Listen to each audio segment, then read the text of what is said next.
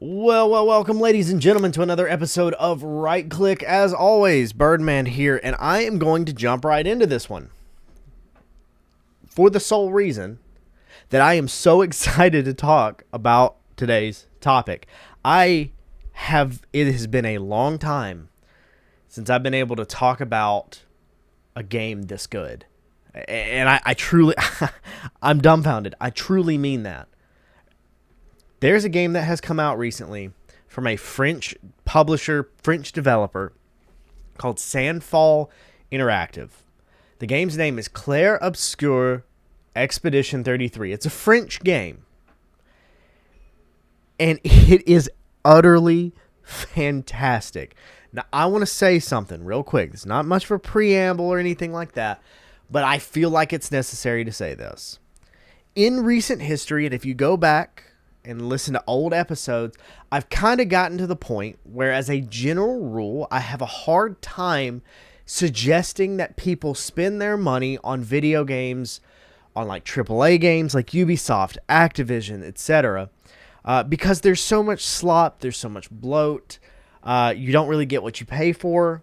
Obviously, the licensing thing that we've talked about in the past, where it's not really your copy. All of this is true, and I've gotten to the point now, if I'm being completely honest, that I really only suggest spending money on games if it's either your Game Pass subscription, because if you have an Xbox and or a PC, it is good value for money if you play games frequently and like to try other games. Or if it's a game that you always come back to and you buy things within that game. I have a couple of games that's how I am. I mentioned Black Myth Wukong at one point and how they were a group of passionate developers. They earned my money. And I'll be honest, I don't regret spending that money, but I don't really play that game. It is not my kind of game. Now, I gave it a fair shake, and I'll probably go back to it at some point. It's just not my kind of game. I just don't prefer a Dark Souls type game. However, the passion and the exquisite development was there. That's where we're talking at Clair Obscur Expedition 33. Just going to go ahead and show you. This is what the Steam page looks like. First things right off the bat is the reviews are all 40,000 views, and they're rated at very positive. Now, this released April 24th. It has not been out long. But as of 2 days ago, I believe, it just hit 2 million copies sold. Before I go into the deep dive of this game, let's understand something. We have talked about the difference between players and copies sold. This is a big thing that Ubisoft has been doing. So we talked about Shadows. They were advertising that they had however many millions of players. And okay, fair enough. Yeah, fair enough. But what they weren't advertising was how many people bought the game. That's a very important distinction in today's Game Pass day and age. So many people have Game Pass now.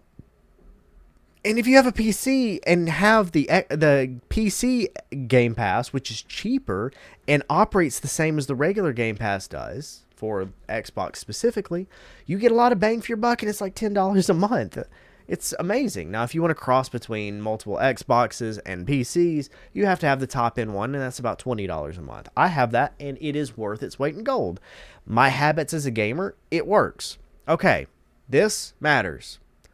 Because as great as that is, big-time developers are using it as a reason and as an excuse not to mention sales numbers. Well, we have this many players. Okay, that is an important statistic to a degree. How many people actually cared enough to spend money on your game? And now these games are $70, approaching $80 a pop. Okay, back to Expedition 33. This game is being sold for $49.99. I have not paid $50 for a game in like 15 years. The deluxe version of the game is still less than modern AAA games. This is a huge freaking deal. This is. This game is enthralling. Let me give you a brief rundown of it. This is just kind of the quick and dirty explanation from the store page. Year by year, she erases us. Once a year, the paintress wakes and paints upon her monolith. She paints her cursed number, and everyone at that age turns to smoke and fades away. Year by year, that number ticks down and more of us are erased. Tomorrow she'll wake and paint 33, and tomorrow we depart on our final mission. Destroy the paintress so she can never paint death again. We are Expedition 33. Clair Obscur Expedition 33 is a groundbreaking turn-based RPG with unique real-time mechanics, making battles more immersive and addictive than ever. Explore a fantasy world inspired by Belle Epoque France, in which you battle devastating enemies. Keep in mind, there's a lot of French that we're going to come and talk about here. I'm as southern as it gets. Now, my accent has subsided over the years. I can't do French, so I'm going to butcher this. Fair warning.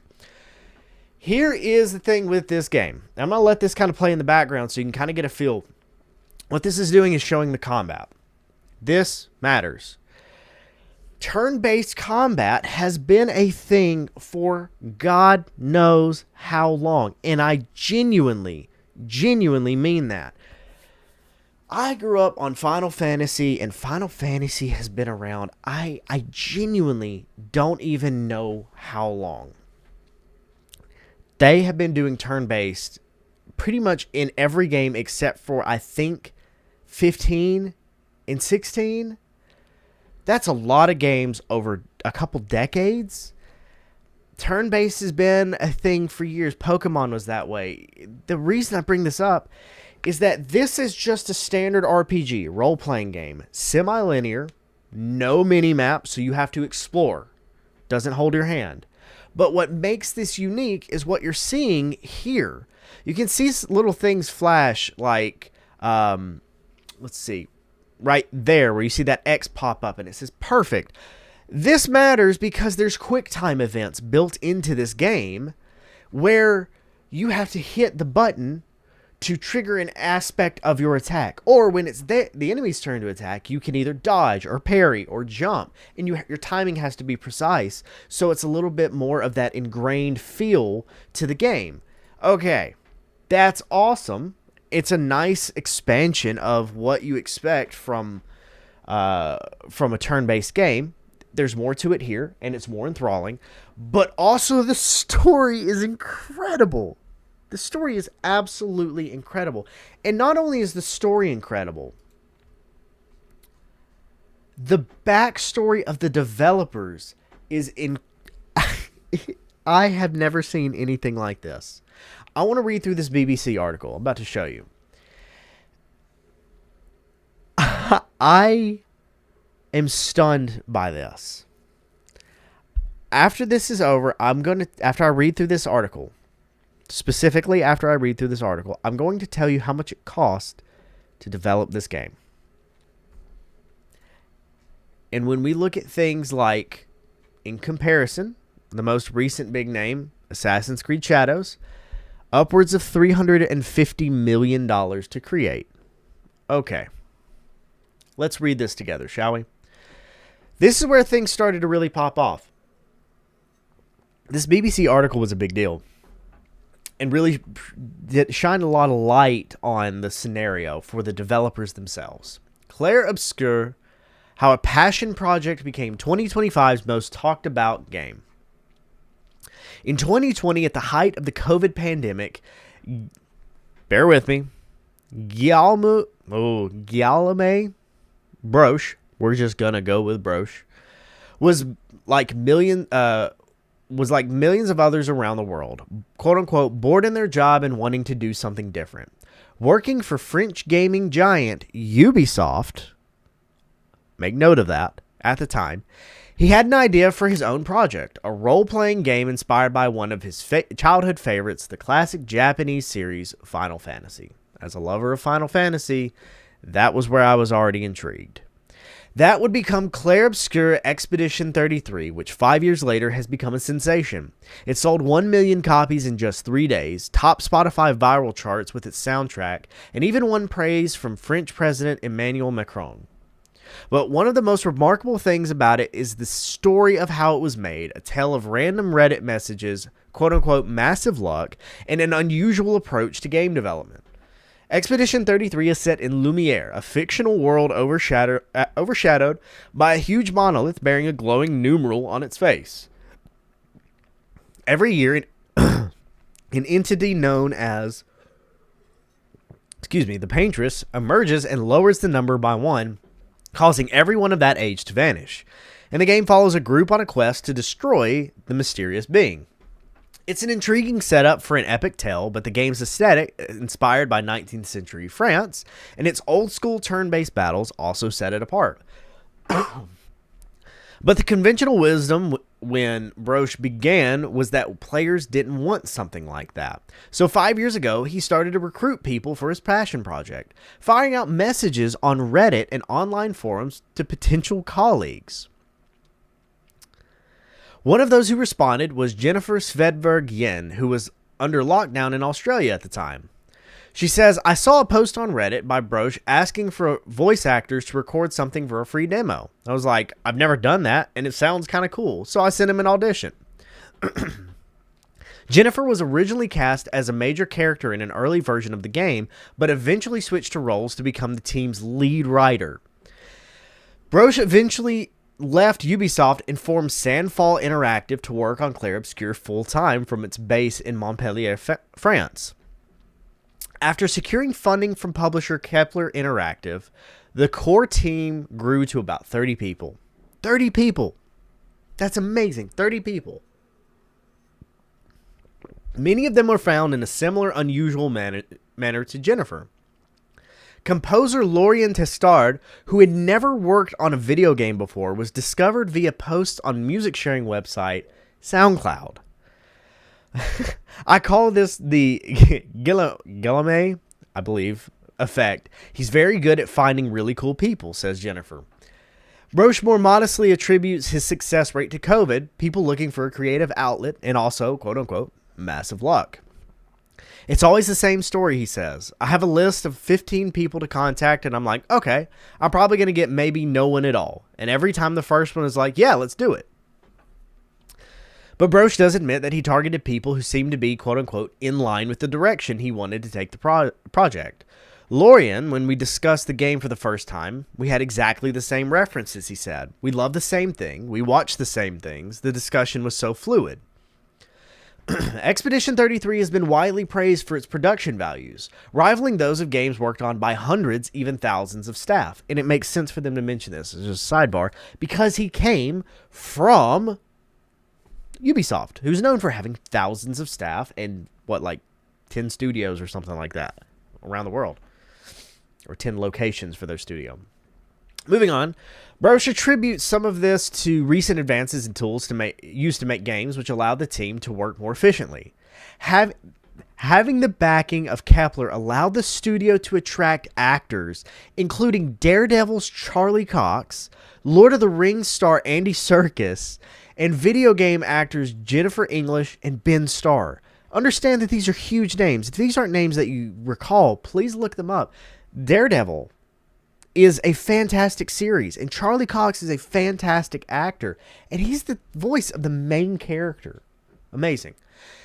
And while Sandfall did call on extra input from support studios, musicians, and other specialists, Jennifer and Broche said the core team ended up wearing a lot of different hats. And so we all pitch in and do different parts, things that may be outside of a traditional role, says Jennifer, who was also in charge of translating the game into different languages. We have, I think, an amazing team, mostly of junior people, but they're so incredibly invested in the project and talented. Somehow it worked, which still makes no sense to me after all these years. You gotta admit, that is a heck of a story. I mean, it really is. Led by a former bored Ubisoft dev, team was almost made up entirely of junior developers. The writer was found off of Reddit. The composer was found off of SoundCloud, having no real clout. And here's what I love most about this. Kepler Interactive, the publisher, funded them to make this game go big. The funding totals, or the cost of development totals for this game around $50 million. $50 million. This thing has outsold practically every AAA game that's come out in the last year.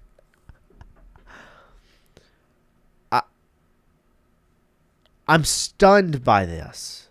It's just some dudes and some chicks that just decided to get together and do this.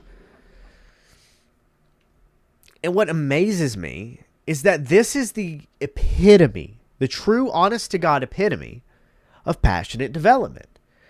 I have talked passionate development ad nauseum on this channel. Ad nauseum.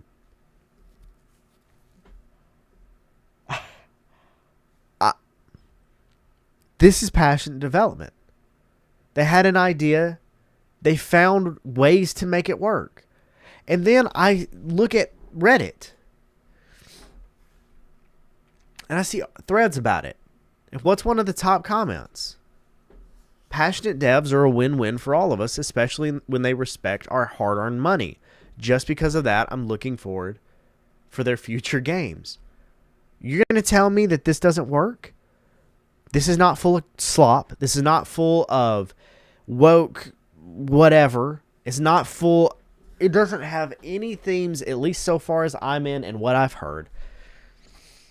It doesn't have any garbage in it. It has no BS in it. I'm stunned by it.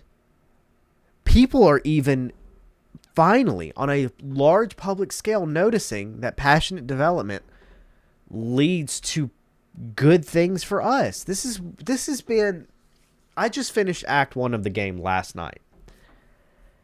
It's one of those games that the storyline is so enthralling that my wife sat there and watched me play it. It's a fascinating game. Bear with me, I'm stuffed up. I'm not crying, I promise. I'm just congested. Thank you, allergies. This game has exceeded expectations. And here's something even crazier. They posted this yesterday, May 7th. Our soundtrack is connecting far beyond what we ever imagined. Number 1 on Billboard's classical album chart and classical crossover album chart. 13 on the official soundtrack album chart. 31 on the official album download chart. Over 18 million streams since launch. 18 million. This is the original soundtrack. I want you to notice something. Right here. 154 songs. This very green to this industry individual got this woman, Alice Duport-Percier, to be the lead vocalist, female vocalist, and they went in together, created 154 songs for this game. New songs for each act of the game as well. 154 songs. I first started to think about this. I didn't care anything about the numbers, statistics, the streams, the creation of it. What I found was that in the first half hour to 45 minutes of playing the game, I kept stopping without even realizing I was doing it and just listening, because the score, especially in relation to the where you're at in the game at any given time, is so appropriate and accurate to the emotions being conveyed. And I found myself just in awe, like listening to the menu music, listening to the camp music. It's unbelievable. And not only is it unbelievable, it's a testament to people who cared, like genuinely cared, who wanted to see this thing succeed, that were given an opportunity and wouldn't let it go to waste.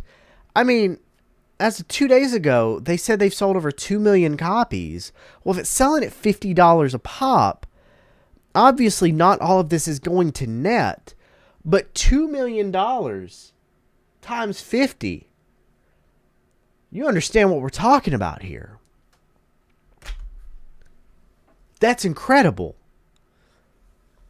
Not many games are doing this. And then what led me down this path with the music ultimately led me to their YouTube channel. And here's just to add on something here. This is their official Sandfall Interactive YouTube channel, 80,000 subscribers. Get this.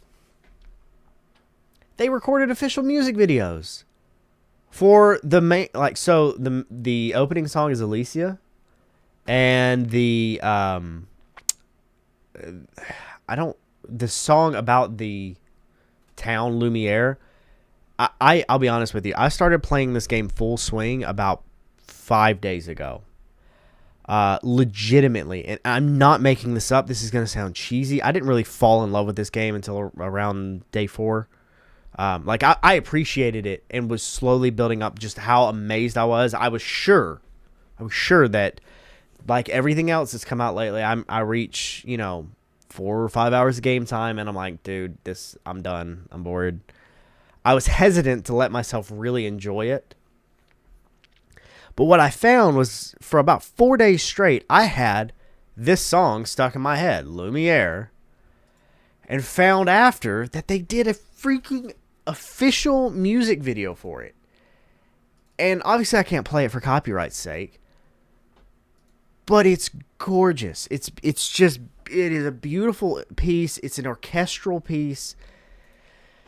And they just did so well. They did so well. And I believe they're even doing like an orchestration. Yeah, they did a full orchestral session.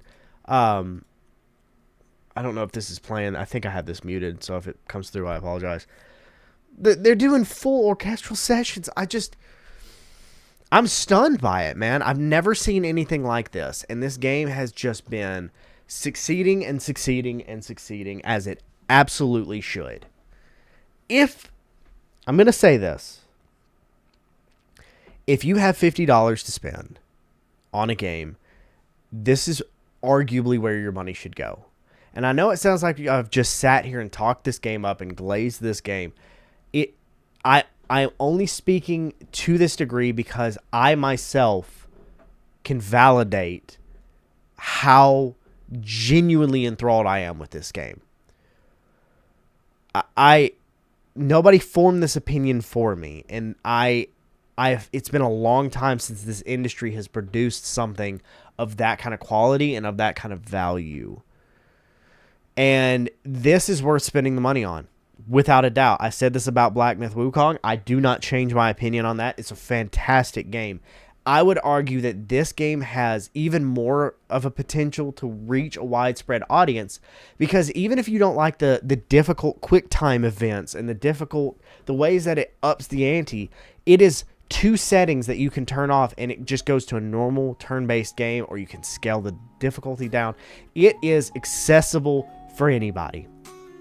And not a lot of games are willing to do that. But also the core of the game, how it's designed to be played, does not hold your hand. It does not coddle you. I will tell you this. I have been playing Star Wars Outlaws and Assassin's Creed Shadows, and that's my biggest complaint, is that those games, regardless of what your opinions are about the game, the companies, the developers, the message, whatever, we are in a stage in this industry of the Happy Meal gaming, whereas everything is dumbed down to a childlike level to hold your hand. There. It doesn't have to be this hard. We can dumb it down. Well, the game is designed that way. Games like Shadows were designed... I'm sorry. You can get as pissy as you want. And my God, people have gotten pissy for me saying these things in the comments. Assassin's Creed Shadows is not a challenging game. Star Wars Outlaws is not a challenging game. There's a difference between hard and challenging. Those games do not challenge you. If you want to scale them up, they can just be hard. Dark Souls, Bloodborne, Elden Ring, those are perfect examples of challenging games that are hard. The difficulty of those games are very hard, but they challenge you in a way that most games don't. New things to learn, new things to do. It's not the same rinse and repeat. This game challenges you, but can also be scaled, not dumbed, down to a degree where it's accessible. That's what modern games, modern AAA games, modern AAA developers should be targeting. Not dumbing down games, but giving a full experience that can be scaled. Expedition 33 does it tremendously. I mean, tremendously. If you have $50 to spend, I suggest this game wholeheartedly in a way that I haven't suggested a game in years. Truly. Give it a shot, because this right here, this game is the perfect encapsulation of right click, of right side, of all the things that we talk about, all the passionate development we've talked about, all of the things that are wrong with this industry is perfectly encapsulated as a rectifying answer right here in this game. There's nothing more to say. Go give it a shot. Tell me what you think. Comment down below. Shoot us a message. Shoot us an email. We're on rightsidemedia.org. Hit us up, because this game is genuinely that important to the industry. This is not fancy talk. This is just the truth. End of discussion. Anyways, I'm leaving it at that. Thank you all for watching. My name is Birdman, and as always, it has been a pleasure. I'm glad we got to talk about some positive stuff, because there's been a lot of doom and gloom that we've been covering lately. And it wears on me. I hate talking about that, albeit necessary. It's when stuff like this comes across, it makes me very happy to talk about, and this is worth talking about. So, thank you all for watching. Come back next time. Go reach out to us on rightsidemedia.org and check out all the other good stuff. But for now, Birdman here. You guys have a wonderful, wonderful day.